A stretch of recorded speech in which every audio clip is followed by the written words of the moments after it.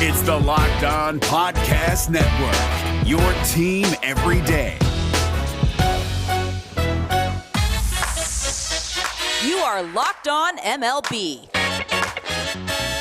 your daily MLB podcast. Part of the Locked On Podcast Network, your team every day. Hello, baseball fans, and welcome to Locked On MLB, part of the Locked On Podcast Network, where it's your team every day. This is the daily podcast. We talk about all of Major League Baseball. I'm your host, Paul Francis Sullivan. Please call me Sully. On today's episode, which is being dropped on the 16th day of August 2021, we're going to be reviewing let's be kind and call it interesting weekend of baseball, as we're now in mid-August. If your team is in contention now, congratulations, you've had a season where you're a contender. And somehow we've got to mid-August where the Atlanta Braves are in first place all by themselves. We're in mid-August and the Yankees keep winning series that it feels like they lost. It's a weird thing. They keep winning 2 out of 3 with gut punches in the middle of them. I don't understand it, and neither do you. And we're also going to be bringing on friend of the podcast and host of Locked On Diamondbacks, Millard Thomas. And we're going to be talking about one of the most unlikely no-hitters in the history of baseball. This show is available on the free and easy-to-use Odyssey app. We're also available wherever you get your podcasts. And if you happen to have a smart device in your car or at home, wherever you have it, be sure to tell it to play podcast Locked On MLB, or check out some of the other great shows on the Locked On Podcast Network, including Locked On Fantasy Baseball with Scott Cullen. And hey, why not Locked On Diamondbacks with Millard Thomas? You can follow us on Twitter at Locked On MLB Pods. Same handle for Instagram. I'm your pal Sully. I'm at Sully Baseball on Twitter, Sully Baseball Podcast on Instagram. No further ado, let's bring him on. I have been a guest on his show so often that I think that I'm technically the co-host of Locked On Diamondbacks. I could be wrong, but he's our friend. He's your friend. He's a fan favorite. It's Millard Thomas. How you doing, man? The fan favorite. Good. I'm doing good. Yeah, basically you're a little co-host now. We've been doing our power rankings, and it's been like a 2-week, run for you on my podcast. Yeah, I've been checking that, and the great thing is I never know what the heck I said. So basically, I can just go on there. No, there you are. You're the fan favorite.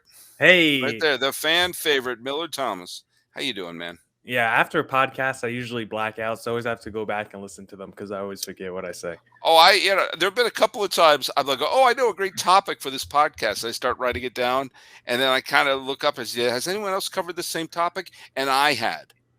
Like I'd completely forgotten I had talked about that. But you know what? I've done nearly 2,000 episodes, both between this and the old Sully Baseball. Well, I did Sully Baseball for 1,900 episodes, and now I've been doing this for a couple of years. So you'll forgive me. Every once in a while, I'll repeat myself. Now, do you have a blog too? I always see you posting. I used to write the old Sully Baseball blog. I used to do 2 or 3 times a day, and I wrote some super long entries in the past. But I found that there's 24 hours in the day, and you're supposed to sleep during some of them, and you're supposed to be earning a living in others and being a decent father. And I mean, there's all of a sudden something had to give, and everything I used to write out, I now say here in the podcast. Is this a therapy session? Are we in the middle of a therapy session? Hey, I don't think you want me as your therapist. I'll just say that. No, I don't. I got my own issues I'm trying to work through right now. You've got a prescription. But here's the deal. You are a fan of the Arizona Diamondbacks, or as I like to call them, the team that very well may keep the Padres out of the playoffs. Hey, now.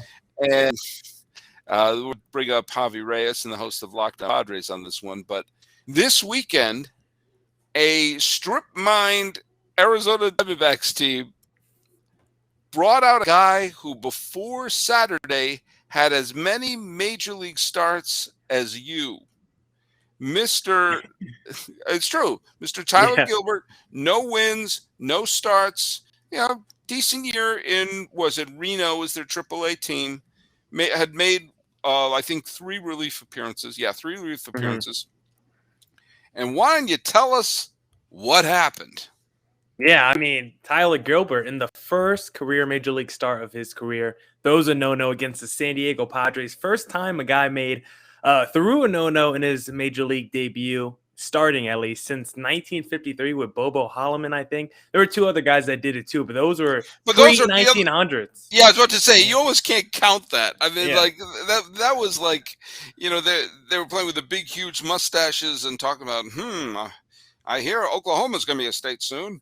That Yeah. was a very different time. I mean, Bobo Holloman, and how often do you bring up Bobo Holloman in? I probably shouldn't talk because I'm the host of Locked On Bobo Holloman, where we break down Bobo Holloman's career 5 days a week. But man, oh man, what a night! What a night for the Arizona Diamondbacks and a kid who, I'll be dead honest, I never heard of him before Yeah. Saturday.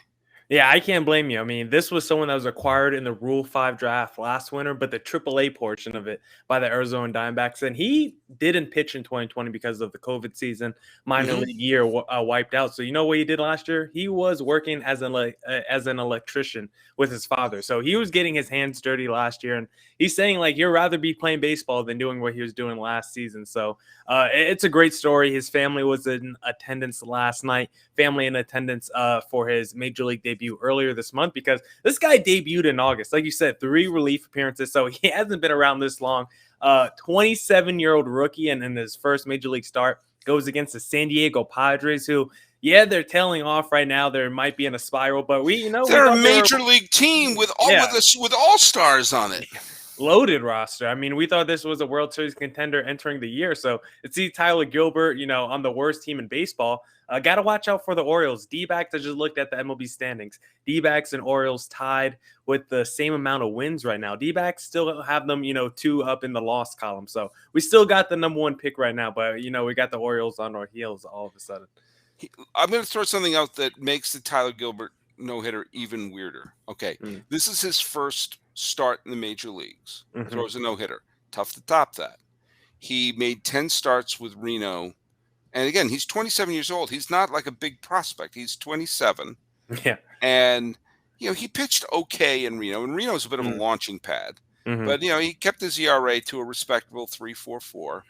He didn't make any starts in 2020. Obviously, as you mentioned, that was the COVID year. But here's the thing I find wild. In 2019, in 2018, and in 2017, when he was pitching in the Philadelphia organization, he was a reliever. Mm-hmm. He made, between 2017 and 2020, he made 1 minor league start. 1. Okay? And before that, he had made, they brought him up when he was in the Sally League in the New York Penn League. He was a starter for those teams in Lakewood and Williamsport. But since 2016, he's been a reliever, save for 1 start that he made for Clearwater in the Florida State League. And so it isn't like this is someone who's built up his arm through the minor leagues. This is a guy who's a career minor league relief pitcher who came up, made a few relief appearances, got himself a start, and then boom, he did something that Greg Maddux never did, which is throw a no-hitter. Yeah, and you could kind of see it, it was kind of evident in his pitch count last night, because he threw a lot of cutters, a lot of sinkers, a lot of fastballs. So he wasn't really diversifying his pitch arsenal too much. He was going with the same amount of pitches a lot of time, just going with his bread and butter. And it was not just the first no-hitter, since 1953 for a guy making his starting debut. It was the first ever no-hitter thrown at Chase Field by a D-backs pitcher. That's ever. right. So it was just like big-time history all the way around. So it was just a special night for Gilbert and the D-backs organization overall, because we know how tough the season has been. Not a lot of good calls for Torey Lovullo through the year, but he made a good call starting Tyler Gilbert Saturday night. And here's something that I want to just I want to bring up, because earlier in the year there were a lot of people who were crapping on the total number of no-hitters that were thrown. We've now had the most no-hitters thrown in a season in the history of baseball, and there were a lot of people saying it's no longer as special. It's no longer as special. Is it special? I don't know. Maybe not. So not so much. Yeah, it is, and I'll tell you one of the reasons why it is you just mentioned the Orioles, Mm-hmm. who are running neck and neck with the Diamondbacks to be the worst team in baseball this year. What's one thing they have in common this year? They both have had a no-hitter. Mm-hmm. John Means threw a no-hitter against Seattle on the 5th of May, and Gilbert threw one the other night. Bumgarner? Oh,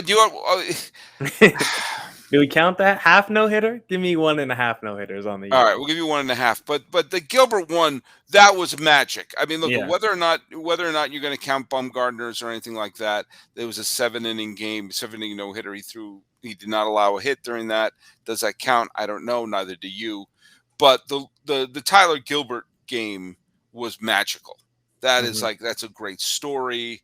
That's probably going to be the highlight of his career. I mean, I don't see him becoming a Cy Young contender, but who knows? He could wind up being a solid major league pitcher. But the point is, for a fan base like the Arizona Diamondbacks, like the Tigers with Spencer Turnbull, although the Tigers have been playing pretty well recently, you got to have that moment in the middle of a lost season. Heck, the Cubs, the last great moment they had was their combined no-hitter in Los Angeles. And then since then, they've done a wonderful impersonation of the Hindenburg. But the Diamondbacks and their fans got to have a really great moment in the middle of what has been a dreadful season. Mm-hmm. And I don't see what's wrong with that.